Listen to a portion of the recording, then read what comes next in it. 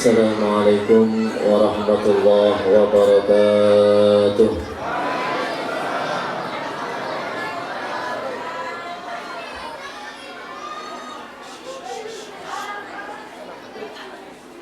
Nawaina kama nawa ahluna wa asrafuna wa rijaluna wa syuyukhuna wa abauna salihun. Allah yudkhilu niyatina fi niyatihim wa amalana fi amalihim wa akhlaqana fi akhlaqihim wa nastahdir arwahahum at-tahirah az-zakiyah fi hadzal majlis asy-syarif wa ila hadratin nabi Muhammadin sallallahu alaihi wasallam. Al-Fatihah. A'udzu billahi minasyaitonir rajim. Bismillahirrahmanirrahim. Alhamdulillahi rabbil alamin arrahmanir rahim maliki yaumiddin. Iyyaka na'budu wa iyyaka nasta'in. Ihdinas siratal mustaqim. Siratal ladzina an'amta 'alaihim ghairil maghdubi 'alaihim waladdallin. Amin. Alhamdulillahil qawiyyil ghalib al-waliyyut talib الباعث الوارث المانع السابق. أشهد أن لا إله إلا الله رب المشارق والمغارب وأشهد أن سيدنا محمدا عبده ورسوله المبعوث إلى سائر الأعاجم والأعارب صلى الله عليه وسلم وعلى آله وأصحابه أولي المآثر والمناقب. Allahumma salli wa sallim wa barik wa karrim wa azim ala rasulil karim sayyidina Muhammadin wa ala alihi wa sahbihi ajma'in. Amma ba'd.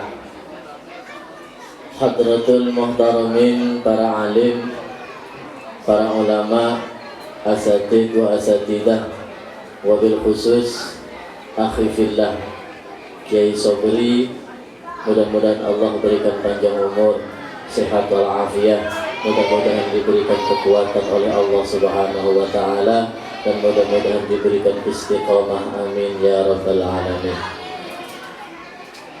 Hadratul muhtaramin, ketua yayasan daripada Masjid Al-Muhajirin, takmir Masjid Al-Muhajirin, ketua Majelis Ulama Kabupaten, saya mau hampir ngomong Kota Kupang, Kabupaten Beluyan,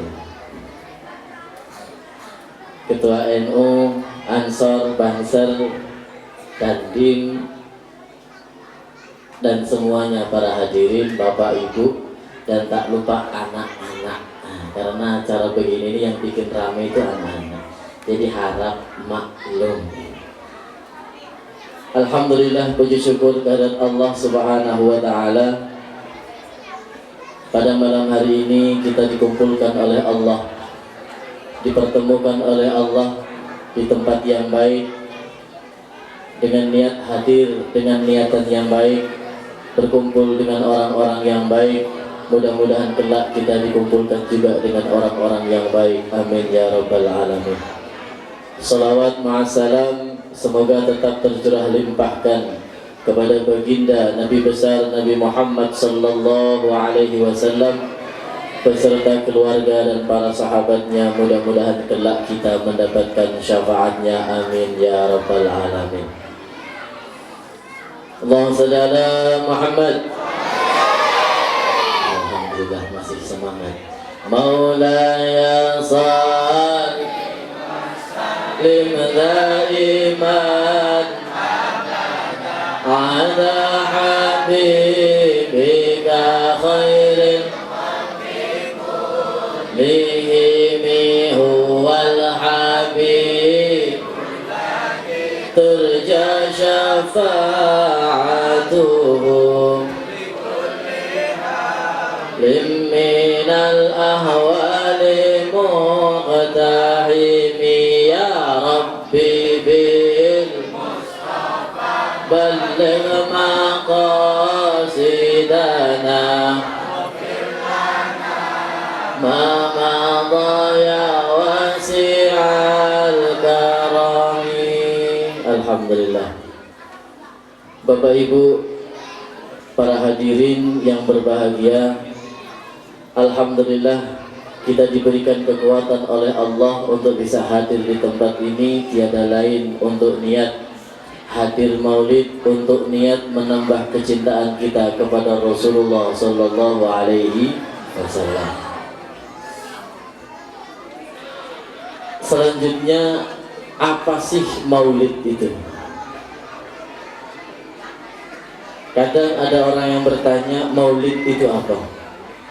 Maulid itu adalah mengekspresikan bersyukur atas rahmat Allah, atas fadl anugerah yang telah Allah berikan kepada kita, yakni lahirnya baginda Nabi Muhammad Sallallahu Alaihi Wasallam. Kita itu kalau dikasih sesuatu secara manusiawi harusnya bersyukur. Cocok tidak cocok harus diekspresikan, harus ditampakkan kebahagiaan. Cocok tidak cocok, kita mendapatkan sesuatu dikasih orang, harus ditampakkan kebahagiaan kepada orang yang memberi.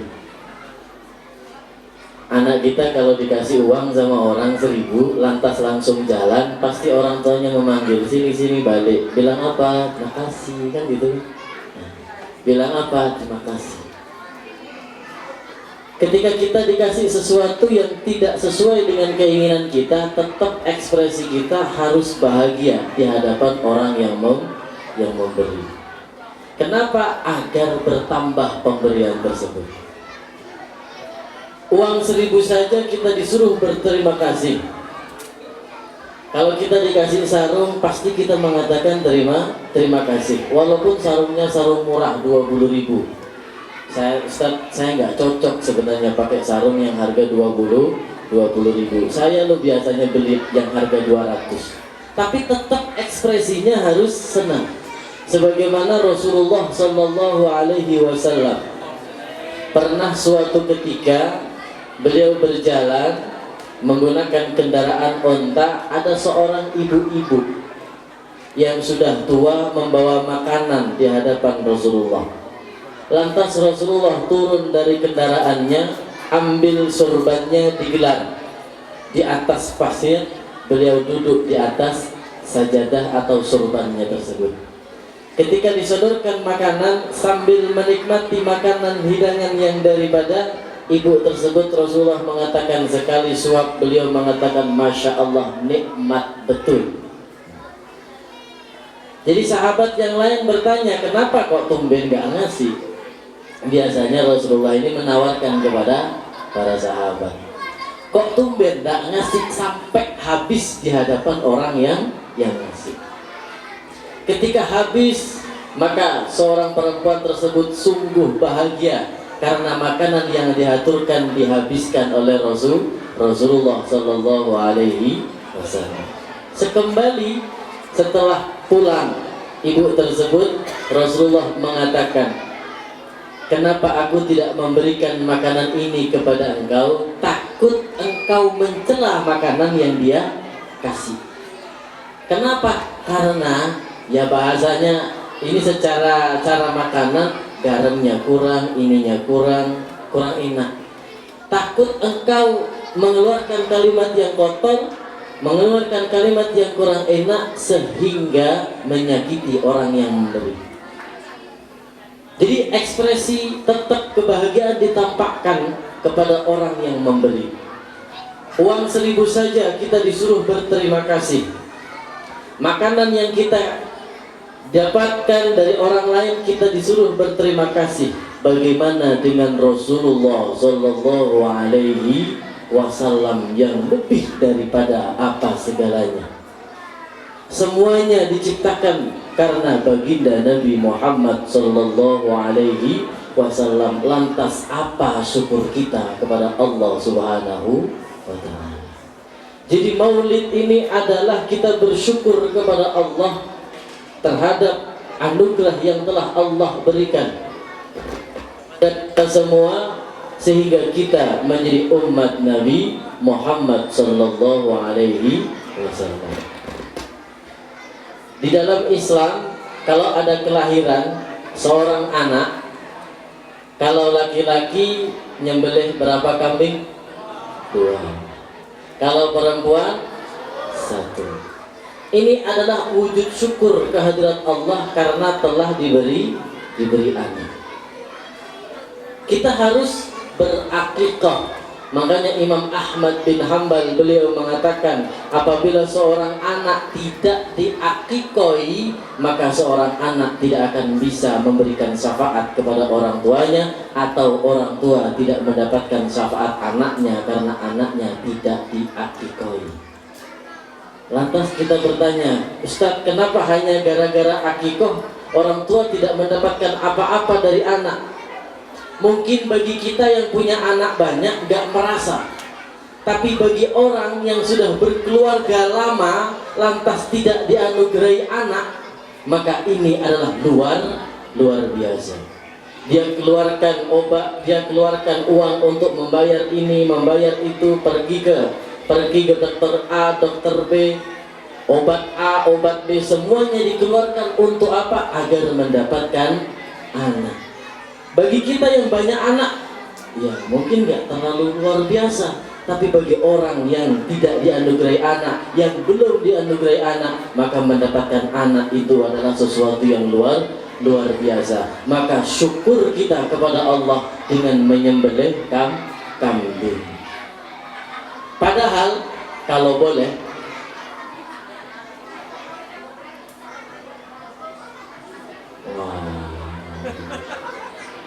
ramai juga ternyata.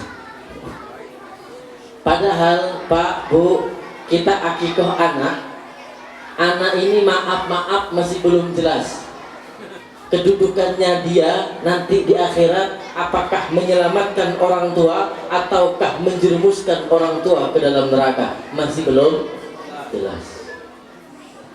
Apakah ada jaminan anak kita yang bayi tersebut menjadi anak yang mengantarkan orang tuanya ke dalam surga? Tidak ada jaminan, cuman kita ada ikhtiar agar anak ini menjadi anak yang soleh dan solehah. Sallallahu alaihi wasallam yang mengantarkan kita hingga yaumil kiamah, membimbing kita hingga masuk ke dalam surganya Allah Subhanahu wa ta'ala. Jadi maulid ini adalah rasa syukur kita kepada Allah Subhanahu wa ta'ala yang jelas mengantarkan kita menuju mendapatkan ridho Allah Subhanahu wa ta'ala. Makanya di dalam Al-Quran disebutkan, a'udzubillahi minasyaitonirrajim, bismillahirrahmanirrahim, qul bifadlillah wa birahmatihi fabidzalika falyafrahu. Qul, katakanlah wahai Muhammad, bifadlillah, dengan fadl Allah, anugerah yang datang dari Allah, wa birahmatihi, dan dengan rahmat Allah, fabidzalika, maka dengan hal itu, falyafrahu, maka kita disuruh berbahagia. Orang mengekspresikan bahagia itu macam-macam. Kalau di sini buah-buahan, ya, buah-buahan. Ini kalau kita lihat uang yang ada di kiri, kanan, depan, ini seakan-akan uang tidak ada harganya di malam maulid, betul? Seakan-akan dunia tidak ada harganya ketika maulid Nabi Muhammad Sallallahu Alaihi Wasallam. Apakah kita temukan uang seperti ini di luar maulid? Ini menunjukkan bahwasanya semuanya tidak ada harganya kalau kita tidak berpegang teguh kepada Nabi Muhammad Sallallahu Alaihi Wasallam. Bapak Ibu jamaah sekalian yang dirahmati Allah Subhanahu wa ta'ala, orang mengekspresikan kebahagiaan itu macam-macam. Di sini buah-buah, kalau di rumah saya, di kampung saya di Banyuwangi, Jawa Timur, telur. Telur. Kalau di Pasuruan ada yang pakai, kalau orang Madura bilang cobik, untuk ulek-ulek ya. Jadi habis mahalul qiyam, habis maulid, masing-masing orang yang hadir dapat cobik. Ada juga bendera. Jadi masing-masing orang setelah pulang maulid bawa bendera merah putih, hijau kuning. Untuk apa? diselipkan, kalau di rumahnya rumah bambu, diselipkan di dinding-dindingnya. Ketika kita bertamu kepada orang yang benderanya banyak, oh berarti ini rajin hadir maulid. Tapi kalau hadir ke tempat rumah orang tersebut gak ada bendera sama sekali, berarti dia tidak pernah hadir maulid. Macam-macam orang mengekspresikan kebahagiaan berkenaan tentang maulid Nabi Muhammad sallallahu alaihi wasallam. Fabidzalika falyafrahu, maka dengan hal itu berbahagialah. Kita disuruh berbahagia dengan kehadiran kelahiran baginda Nabi Muhammad sallallahu alaihi wasallam. Apakah hanya cukup bahagia, teriak-teriak, ketawa-ketawa? Nah, makanya dikemas perkumpulan maulid oleh ulama, dikisahkan dibentuk dalam buku maulid. Ada maulid tiba, ada maulid berzanji, ada maulid syaraful anam, ada maulid azab, ada maulid simtud durar, ada maulid diaul lamik, ada juga qasidah burdah yang tadi kita baca, maulaya sol tadi. Tujuannya apa? Satu, agar kita mengenal kepada Rasulullah sallallahu alaihi wasallam. Tak kenal maka tak sayang. Semangat. Kenal maka tak sayang. Kita sering mendengar kita harus mencontoh kepada Rasulullah. Rasulullah adalah uswatun hasanah. Tapi ada syaratnya satu. Kenal dulu baru bisa mencontoh. Contoh, Bapak pulang dari acara ini, besoknya Bapak bawa kain, disodorkan ke tukang kain penjahit.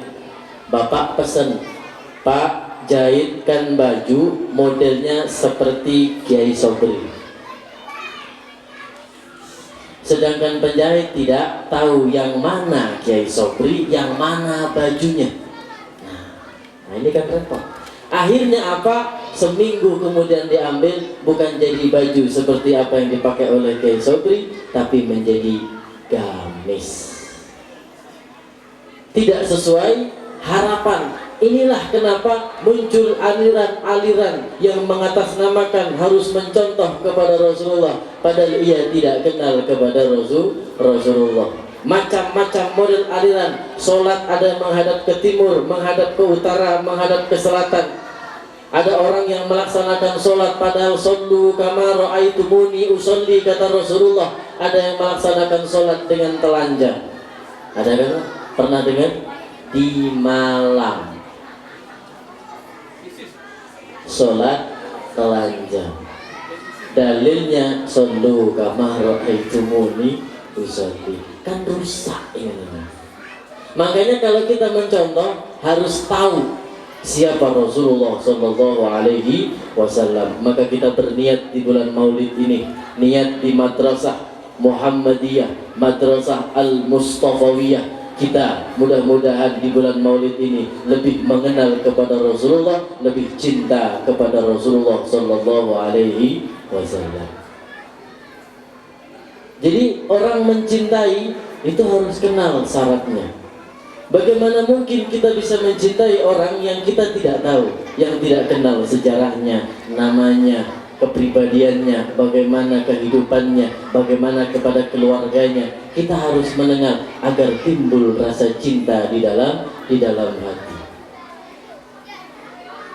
Karena mengenal ini penting. Nah, maka kita sama-sama belajar di bulan Maulid ini. Mudah-mudahan hadirnya kita di tempat-tempat Maulid satu demi satu. Ini baru pertengahan. Maulid masih lama, masih panjang. Kadang ada yang sudah lewat bulan Maulid, dia tetap mengadakan acara Maulid. Karena apa? Karena tadi itu ada orang yang datang ke acara Maulid. Sepulang dari tempat Maulid, ada kalanya kita ini saat ini hadir di tempat Maulid ini ibarat HP ngecas. Ngecas. Ada yang pulang dari tempat acara Maulid, kecintaannya bertahan hingga 1 minggu, kecintaannya bertahan hingga 1 bulan. Ada yang pulang sampai rumah habis. tidak terasa apa-apa. Maka perlu kita mencari perkumpulan maulid satu demi satu demi satu. Tiada lain tujuannya untuk mengenal kepada baginda Nabi Muhammad sallallahu alaihi wasallam. Bapak Ibu yang dimuliakan Allah Subhanahu wa taala, berbicara tentang Rasulullah sallallahu alaihi wasallam, bingung mau memulai dari mana berkenaan tentang sifat-sifat dan kepribadian yang ada pada Rasulullah, dan bingung juga mengakhiri dari mana karena begitu agung makhluk yang bernama Muhammad sallallahu alaihi wasallam. Bapak, saya tanya, Bapak bisa menjelaskan secara detail tentang nyamuk? Paling-paling bisa mengatakan nyamuk, Ustaz, kalau gigit sakit, ganggu orang tidur. Cukup dua itu saja. Barang satu ini tidak bisa dijelaskan secara detail. Padahal kecil. Sedangkan Rasulullah wa innaka la'ala khuluqin azim. Agung Nabi Muhammad sallallahu alaihi wasallam. Makanya Habib Ali bin Muhammad bin Husain Al-Habashi yang kita baca maulidnya pada malam hari ini, beliau mengatakan dunia yang kecil saja kita tidak bisa menjelaskan isi dunia, bagaimana dengan nama Muhammad sallallahu alaihi wasallam, makhluk yang agung, kita bingung mau menjelaskan dari mana. Apakah Rasulullah itu mulia sebelum kelahiran? Mulia. Ketika bayi, mulia. Ketika sebelum menjadi Rasul, mulia, hebat. Setelah menjadi Rasul, hebat semuanya. Tidak ada makhluk yang dibahas dari tahun ke tahun, dari masa ke masa, mulai zaman Nabiullah Adam alaihissalam hingga Nabi Isa alaihissalam, yakni kecuali Muhammad sallallahu alaihi wasallam. Orang tahu nama saya ketika saya lahir dan dikasih nama sama abah dan umi. Betul lah. Orang tahu nama saya atau nama bapak ibu ketika lahir dan dikasih nama sama abah dan umi. Tapi berkenaan tentang Nabi Muhammad sallallahu alaihi wasallam, ratusan tahun, jutaan tahun, ribuan tahun sebelum lahir, semuanya sudah kenal bahwasanya nanti umat akhir, Nabi akhir zaman yang bernama Muhammad, padahal beliau belum dilahirkan. Orang bisa memanggil nama kita ketika kita sudah lahir, sudah tahu. Ketika diakikahi, kasih nama, baru tahu, oh ini Haris. Sebelumnya nggak ada, oh nanti bapak ibu akan melahirkan anak yang bernama Haris. Tidak ada. Tapi untuk Nabi Muhammad sallallahu alaihi wasallam, dari masa ke masa, dari nabi ke nabi, 124.000 nabi, 313 rasul, semuanya dijelaskan tentang bahwasanya nabi akhir zaman adalah Muhammad sallallahu alaihi wasallam. Sampai Nabi Adam alaihissalam bertawassul kepada nama Muhammad sallallahu alaihi wasallam ketika diturunkan ke dunia. Ketika diturunkan ke dunia, malaikat Jibril alaihissalam mengajarkan sebuah doa, Allahumma inni as'aluka bijahi Muhammad indaka antaghfirli khati'ati. Ya Allah, aku mohon kepada engkau bijahi Muhammad, dengan kedudukan Nabi Muhammad di sisimu, wa karamatihi, dan kemuliaan Nabi Muhammad, antaghfirli, ampuni aku, ampuni segala kesalahanku dengan sebab Nabi Muhammad. Allah lantas bertanya, wahai Adam, kamu tahu dari mana tentang Muhammad? Kamu tahu dari mana tentang Muhammad? Padahal Muhammad belum aku ciptakan. Maka Nabiullah Adam alaihissalam mengatakan, ya Allah, ketika engkau meniupkan ruh, maka aku melihat di pintu Arasy bertuliskan la ilaha illallah Muhammad Rasulullah. Ketika aku masuk pintu surga, di pintu surga bertuliskan la ilaha illallah Muhammad Rasulullah. Masuk ke dalam surga, tidak ada tempat baik dedaunan, pepohonan, tempat-tempat di dalam surga kecuali bertuliskan la ilaha illallah Muhammad Rasulullah. Maka aku yakin di mana ada namamu pasti ada nama Muhammad. Maka aku yakin Muhammad ini adalah kekasihmu, karena di setiap namamu disebut pasti ada nama Muhammad sallallahu alaihi wasallam. Maka Allah berfirman dalam hadis qudsi, laula Muhammad, aku tidak akan menciptakanmu wahai Adam. Jadi semuanya karena Nabi Muhammad. Anak kita yang tidak jelas apakah nanti bisa menolong orang tuanya di hari kiamat, apakah ia bisa membantu orang tuanya bisa masuk ke dalam surga atau tidak. Kita sudah akikah 2 kambing atau 1 kambing. Bagaimana dengan Nabi Muhammad sallallahu alaihi wasallam? Maka bersyukur alhamdulillah pada malam hari ini siapa saja yang membantu mensukseskan acara ini, insya Allah, Allah tidak tidur, Allah tidak zalim, Allah pasti akan membalas jerih payah Bapak Ibu sekalian. Amin ya rabbal alamin. Sampai-sampai Imam Hasan Al-Basri beliau mengatakan, andai saja aku punya emas sebesar gunung Uhud, maka semuanya aku infakkan, aku jadikan menjadi haflah Muhammadiyah, yakni mengadakan peringatan Nabi Muhammad sallallahu alaihi wasallam. Bapak Ibu jamaah sekalian yang dirahmati Allah Subhanahu wa taala.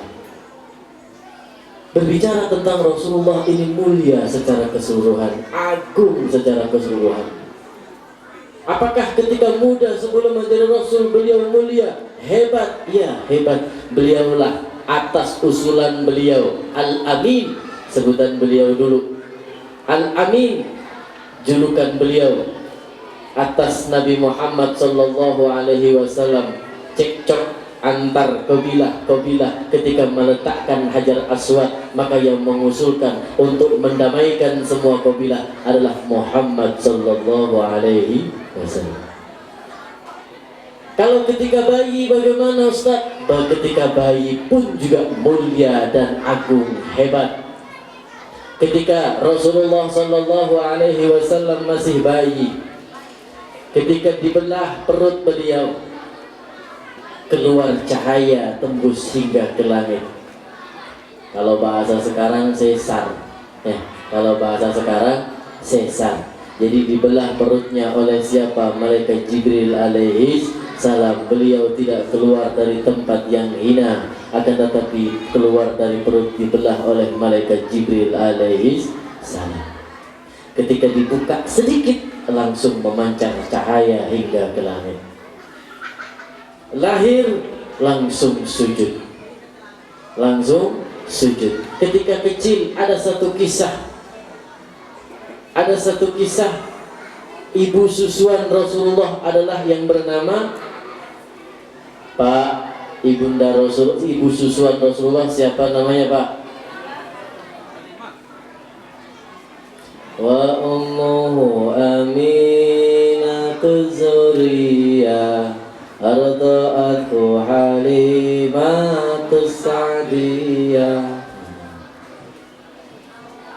Siapakah yang menyusui Rasulullah adalah Sayyidatina Halimatus Sa'diyah.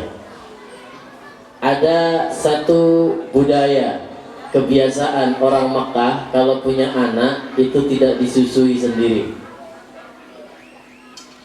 Ada satu kebiasaan orang Makkah itu kalau punya anak tidak disusui sendiri, disusukan ke orang lain.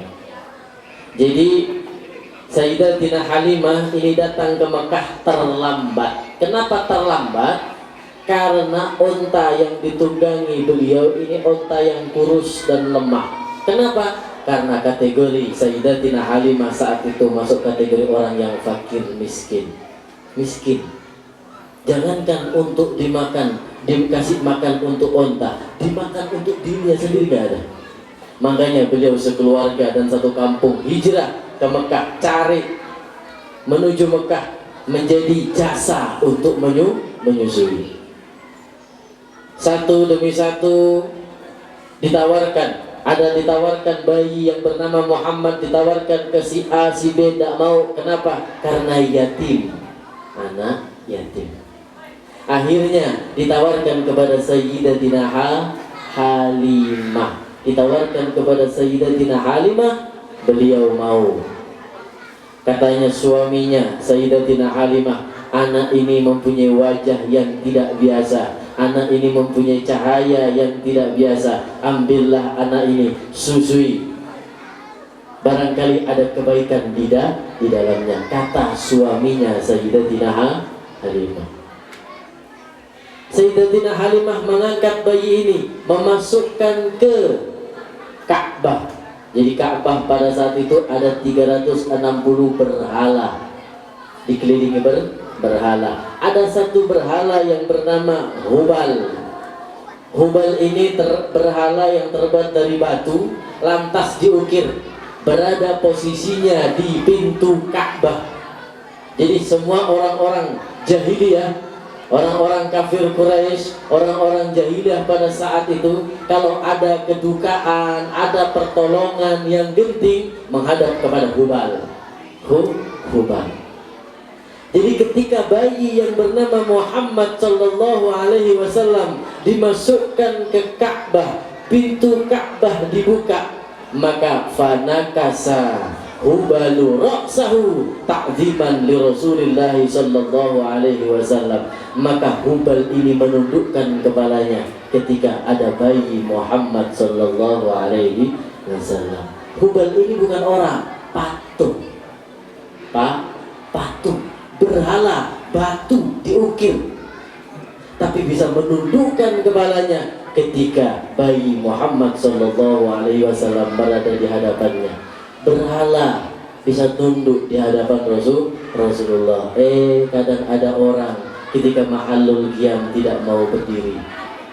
Ada kadang mahallul qiyam ketika dibaca ya Nabi salam alaika, ya Rasul salam alaika, ya Habib salam alaika, salawatullah alaika, Allah ya Nabi salam alaika, Allah ya Rasul salam alaika, ya Habib salam alaika, salawatullah alaika. Ada orang yang ketika mahallul qiyam tidak mau berdiri, alasannya capek. Hubal, berhala, batu, ketika di hadapannya ada bayi bernama Muhammad, menundukkan kepala. Panakasa Hubalu ra'sahu ta'ziman li Rasulillah sallallahu alaihi wasallam. Hubal kepalanya menunduk karena mengagungkan baginda Nabi Muhammad sallallahu alaihi wasallam. Makanya kalau ada mahallul qiyam, mari sama-sama kita berdiri ta'ziman li Rasulillah sallallahu alaihi wasallam. Masa kalah sama Hubal? Jangan sampai kalah sama Hubal, berhala, menghormati, takzim kepada Rasulullah. Kita sebagai umatnya, umat Nabi Muhammad, masa tidak mengagungkan kepada nabinya sendiri? Allahumma shalli ala Muhammad. Ketika bayi ini dikeluarkan dari pintu Ka'bah, keluar, apa kehebatan Nabi Muhammad ketika kecil lagi? Ketika disodorkan ke Hajar Aswad. Yang melaksanakan umroh, haji tahu tentang posisi Hajar Aswad. Orang yang berebut, kita kalau haji, kalau umroh, berebut ingin mencium Hajar Aswad, saling sikut, saling injak. Tapi ketika bayi yang bernama Muhammad sallallahu alaihi wasallam dihadapkan kepada Hajar Aswad, fa kharajal hajaru falyasqa, maka Hajar Aswad keluar, lompat dari tempatnya, menyentuh pipi Nabi Muhammad Sallallahu Alaihi Wasallam. Rasulullah tidak mencium Hajar Aswad, akan tetapi batu mendekat mencium kepada Rasulullah Sallallahu Alaihi Wasallam. Karena batu ini tahu dia tidak ada apa-apanya kalau tanpa Rasulullah Sallallahu Alaihi Wasallam. Apakah sampai di situ saja? Tidak. Ini masih bayi loh, Pak. Masih bayi. Onta yang ditunggangi oleh Sayyidatina Halimah kurus, tidak bertenaga, 5 langkah 10 langkah jatuh lemas, berdiri lagi 5 langkah 10 langkah jatuh lemas. Makanya Sayyidatina Halimah sampai ke Mekah terlambat. Semua orang sudah mendapatkan bayi untuk disusui, Sayyidatina Halimah belum dapat karena datang terlambat. Ontanya yang lemas tidak bisa berjalan secepat yang lain. Tapi ketika bayi yang bernama Muhammad Sallallahu Alaihi Wasallam naik di atas pundak onta, saat itu juga full tenaga onta tersebut yang awalnya lemas menjadi kuat dan berlari mengejar melebihi daripada onta-onta yang lain, karena dia tahu di atas pundaknya ada bayi yang bukan bayi biasa, namun Muhammad Sallallahu Alaihi Wasallam. Jangan sampai kita tidak mengenal kepada Rasulullah. Jangan sampai mengenalnya kita kepada Rasulullah kalah dengan hayawan. Ada satu hayawan serigala, Pak. Ada satu hayawan serigala. Ini di zaman Rasulullah. Ada orang mengembala kambing. Ketika mengembala kambing, satu serigala mendekat kepada kambing atau domba yang menjauhi dari perkumpulannya. Makanya orang ini kalau ingin selamat, jangan lepas dari perkumpulan, karena setan itu diibaratkan serigala akan menyerang kepada yang sendiri-sendiri. Jadi jangan sampai lepas dari perkumpulan-perkumpulan. Kalau kita menyendiri, maka khawatir setan lebih mendekat kepada kita. Jadi saat itu serigala mendekati satu domba, maka orang yang punya domba mengatakan, "Wahai engkau serigala, pergi dari sini." Maka serigala ini atas izin Allah, dia ngomong dengan berbahasa Arab. Dia ngomong dengan berbahasa Arab, "Wahai engkau pemilik domba, apakah engkau akan menutup rizki yang telah Allah berikan? Saya ini mau makan, kamu kok menghalangi saya? Berarti kamu menghalangi rizki yang telah Allah berikan kepada saya." Tapi pemilik domba mengatakan, "Pergi dari sini."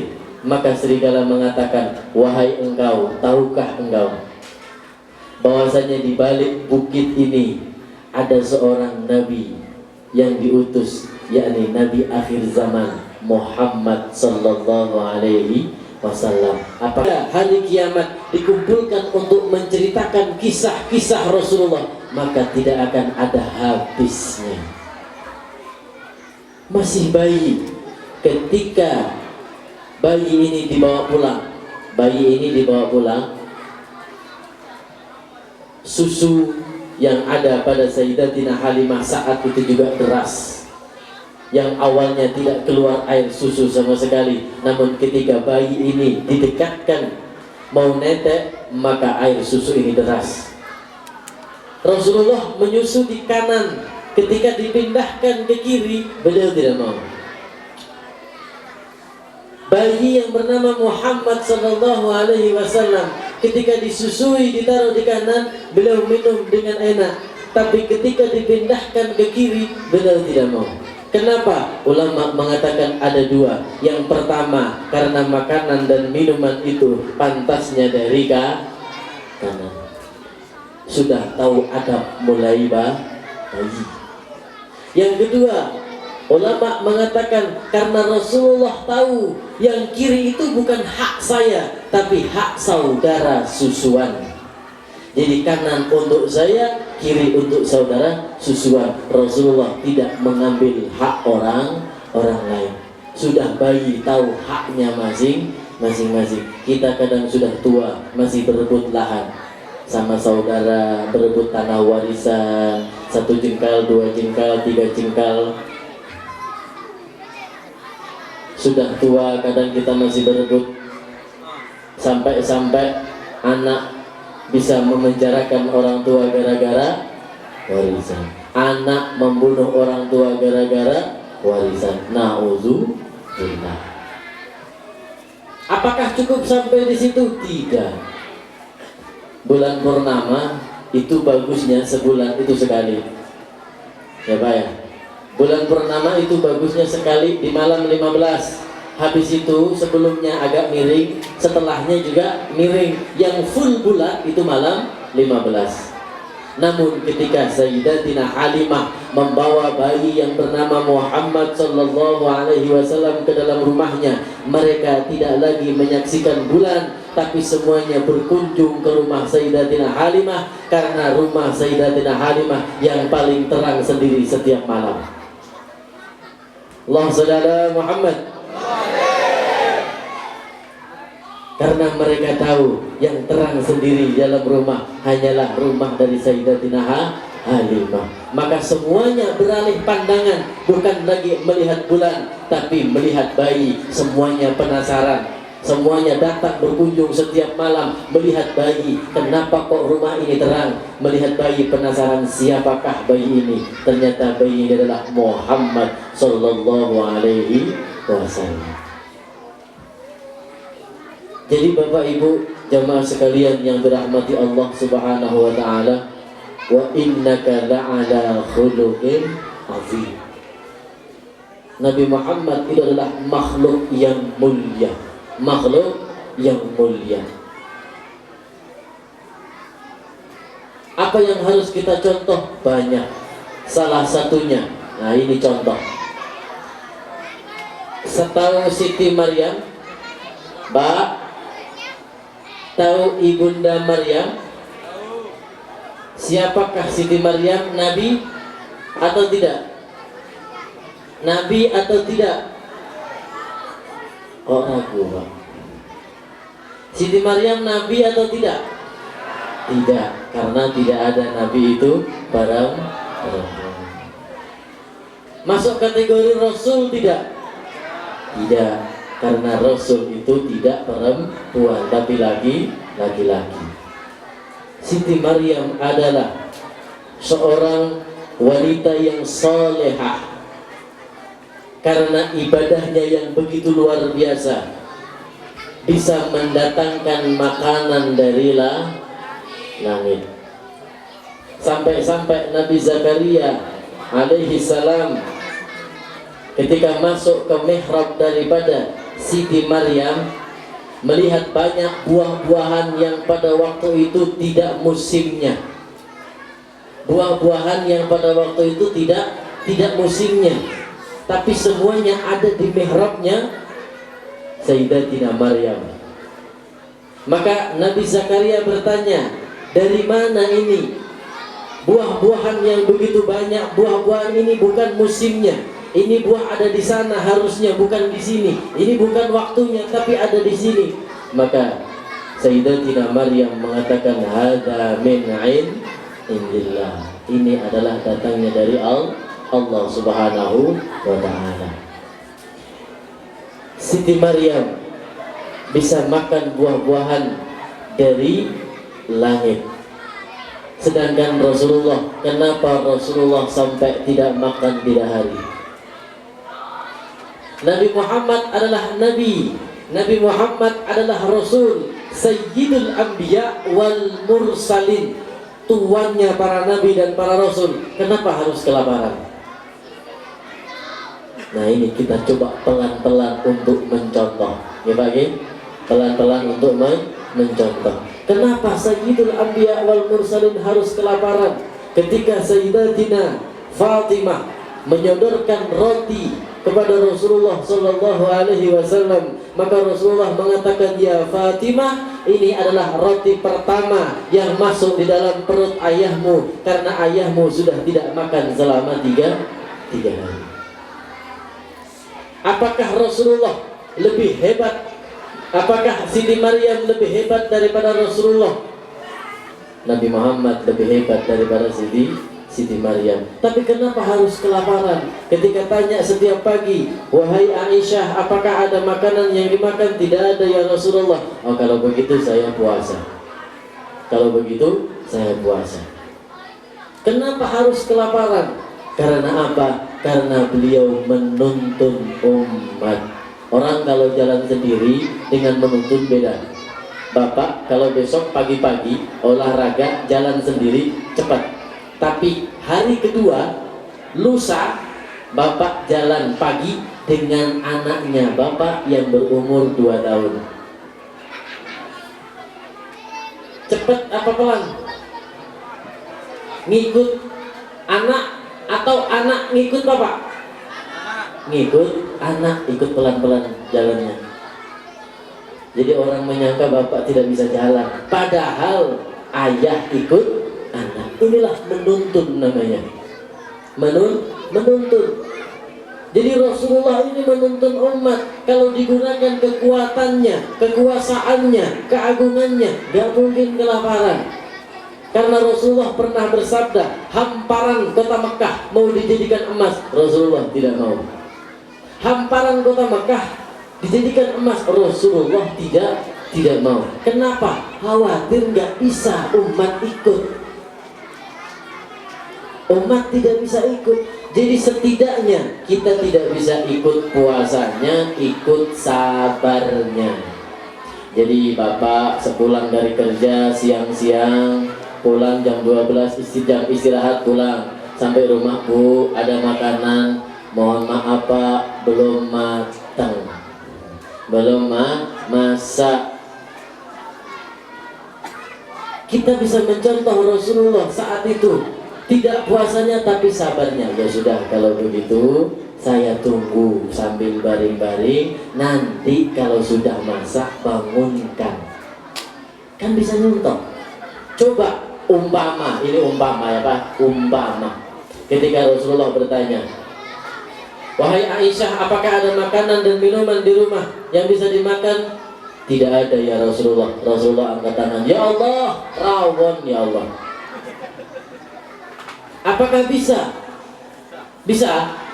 Wajib Bapak Ibu bilang bisa. Kenapa? Siti Maryam yang bukan Nabi dan bukan Rasul bisa makan buah-buahan hidangan dari langit. Dan konon katanya Sunan Bonang menunjuk kolang-kaling. Nah, kolang-kaling paham ya Pak ya? Kolang-kaling ditunjuk jadi emas. Konon katanya Sunan Bonang nunjuk kolang-kaling jadi emas.